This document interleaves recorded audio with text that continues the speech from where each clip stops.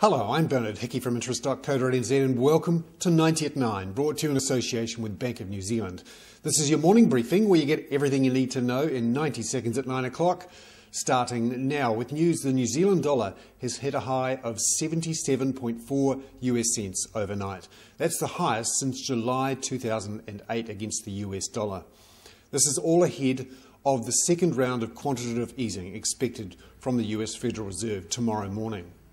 Also, the Australian dollar hit parity against the US dollar briefly overnight. That was after a surprise increase in the official interest rate in Australia from the Reserve Bank of Australia, up by 25 basis points to 4.75%.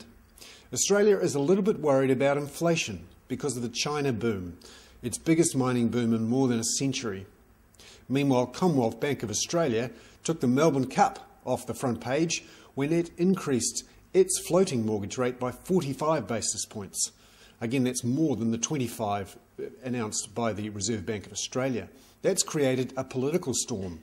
Ralph Norris, the New Zealander who's in charge of Commonwealth Bank of Australia, has really stirred it up over there.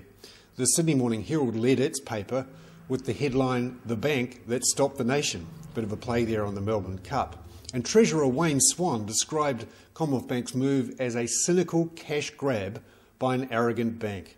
Remember, Commonwealth Bank just posted a record 6.1 billion Australian dollar profit. Other banks have yet to announce their intentions. It may well be Commonwealth Bank is left to be hung out to dry by the other big three in Australia.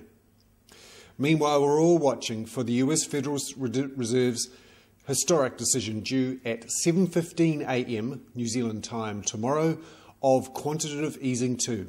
The markets are expecting around about $500 billion US worth of money printing. I'm Bernard Hickey. That was 90 at 9, brought to you in association with Bank of New Zealand.